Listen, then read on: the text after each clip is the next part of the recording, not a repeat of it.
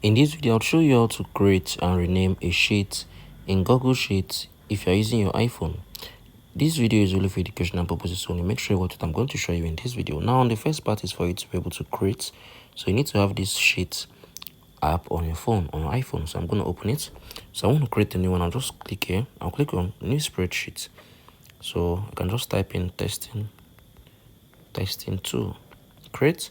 So yeah, this is still in a Google Sheet. So I want to turn it to a spreadsheet, right?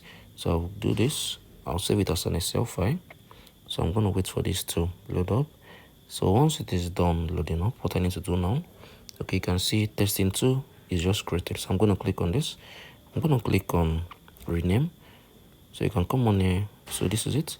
So this is, I can just type in second one. So click on rename.